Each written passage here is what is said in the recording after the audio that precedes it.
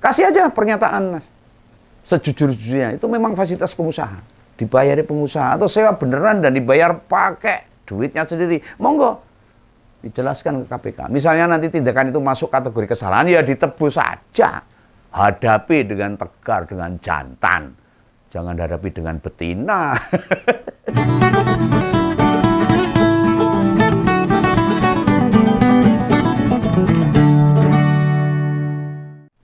Ketemu lagi dengan ngomongin politik, ngerasani politik. Ngerasani politisi juga. Bersama Begawan yang paling manggel kisah dunia. Nah, ini pendaftaran terakhir untuk para calon kepala daerah.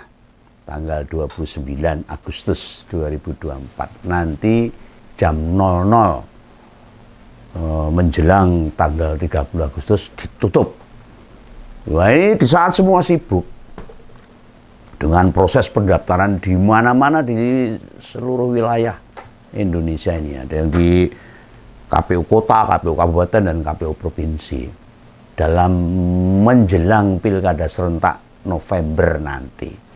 Weh, ini keluarga Pak Mulyono ternyata ada yang nyariin. Ada yang gulai bos. Itu loh, Mas Kae digulai. Tahu digulai, dicari. Dan bagi ngompolers yang tahu di mana Mas Kae ya, kalau tahu loh ya, ngabari. Yang digulai, dikandani, digulai itu Mas Kae. Semua ngerti dan paham sopo sing goleki Mas Kae. Nah, beritanya wis muncul di media, Om Begawan tinggal menyampaikan lagi. Dan dicari karena apa? Ini Om Begawan ini orang ngawur loh, orang fitnah loh. Beneran memang ada yang nyari kok. Dan itu fix kabarnya di media, baik mainstream, media sosial, dan media televisi.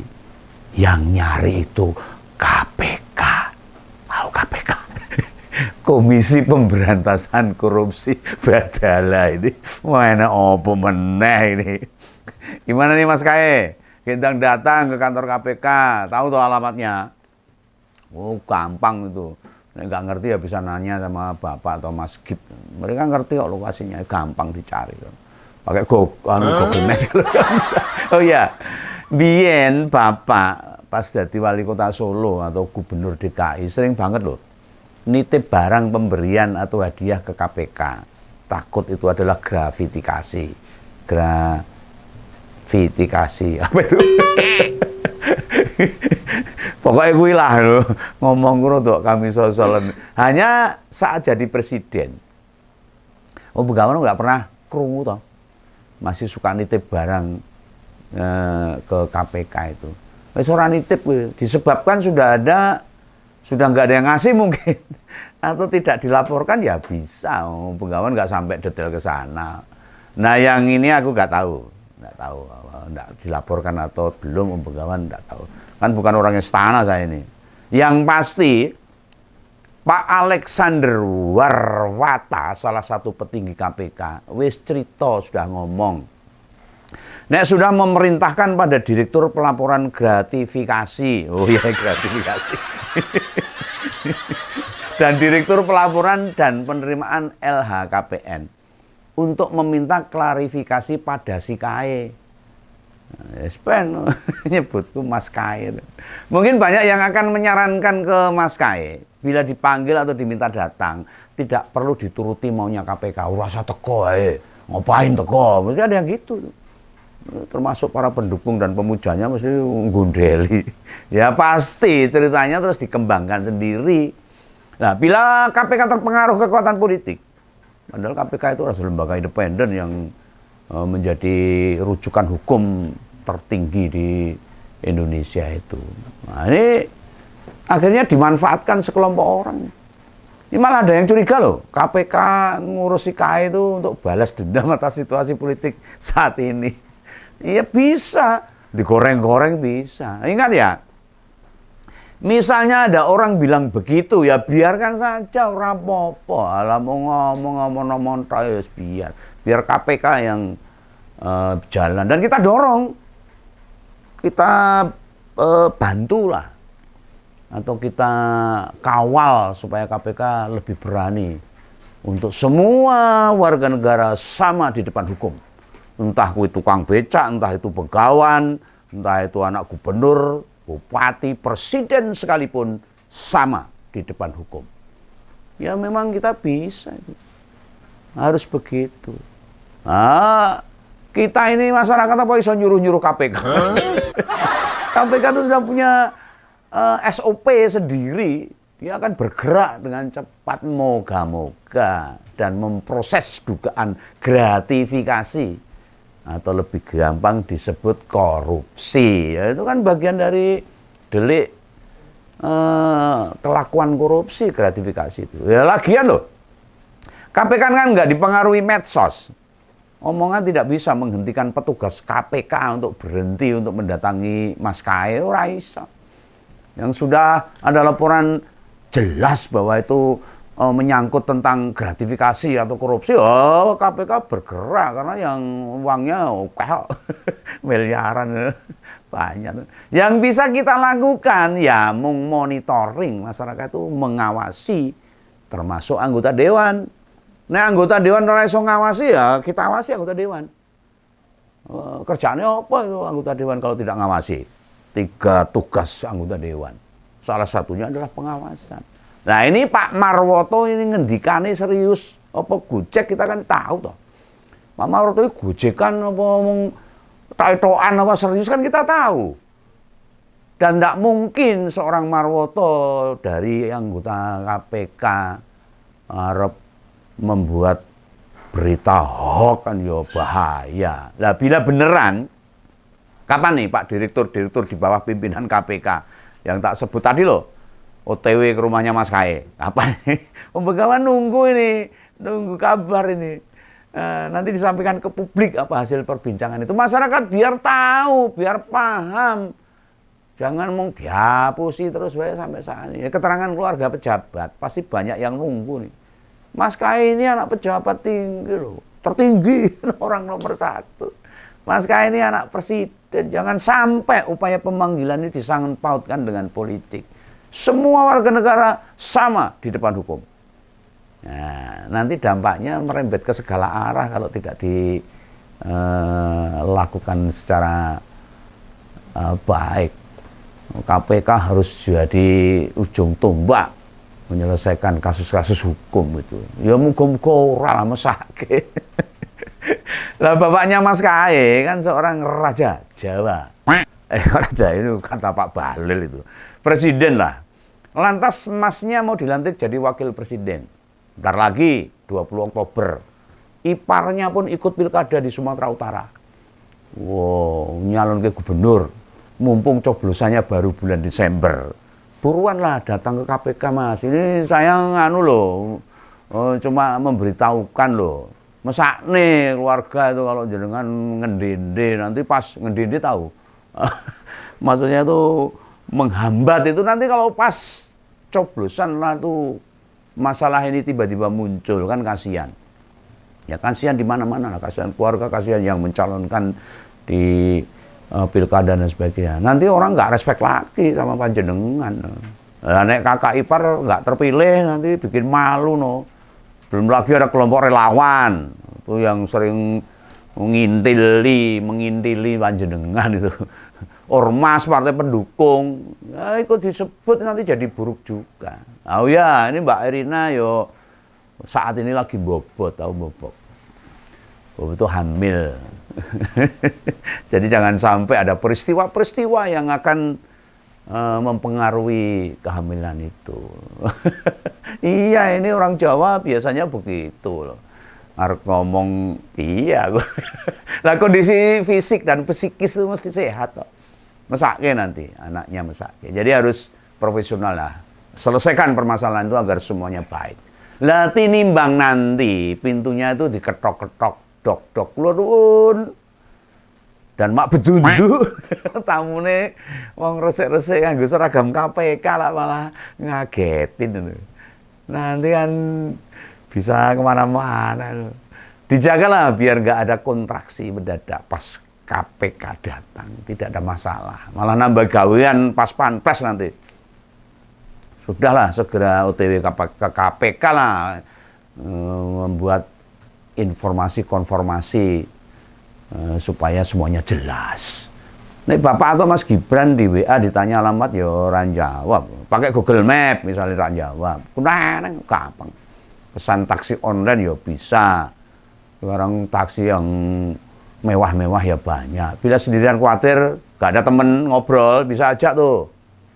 Komika sama Kiki Saputri ya bisa. Atau ngajak Grace Natali kan ya bisa. Yang sering gua ajak konten di channel Mas Kai loh. Dia gak bakalan nolak.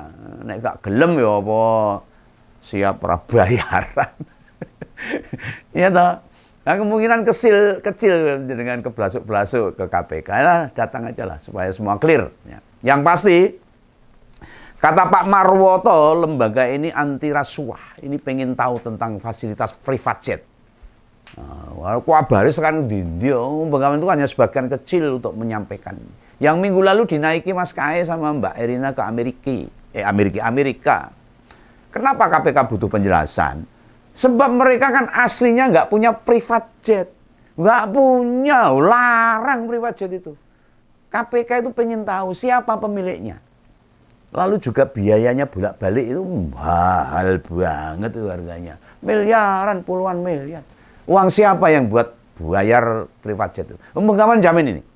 Mas Kae pasti sanggup bayar, tahu. Hanya saja di publik kelewat viral, nyebar kemana-mana tentang pemakaian private jet itu, termasuk Penggawan menyampaikan. Lah ini kan ada ketidakadilan dalam masyarakat.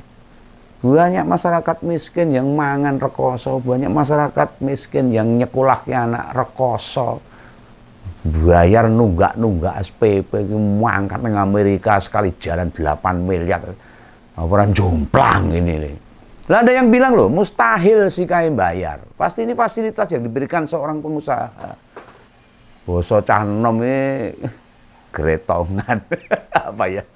Gretongan itu gratisan lah gitu lah. Makanya KPK butuh tahu, butuh ngerti supaya keadilan bisa ada di dalam masyarakat kita. Siapa yang punya pesawat mewah itu?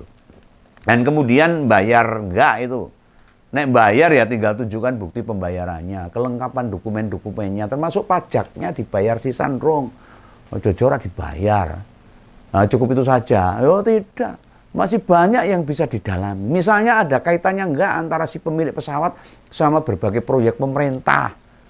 Ojo-ojo tak kayak private jet jaluk proyek timah. Oh, sing 300 triliun urung rampung kayak cilaka di negara ini. Mungkin ini hanya analisa Penggawan aja ini. Nah, entah itu nanti terkait sama presiden atau tidak, atau Pak Mulyono, atau sama Mas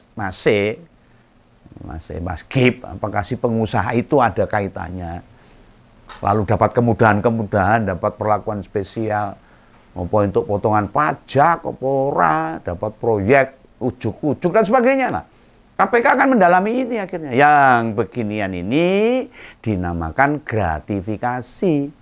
Pemakaian sesuatu yang gratis dari seorang pengusaha yang ada kaitannya dengan pemerintah. Dan itu dilarang. Dilarang. Ini alias melanggar aturan di Indonesia. Ini deliknya itu korupsi. Penggawan ya nggak ngerti lah ancaman hukumannya. Oh, ini bukan masalah hukuman dulu lah. Masalah kebenaran aja inilah.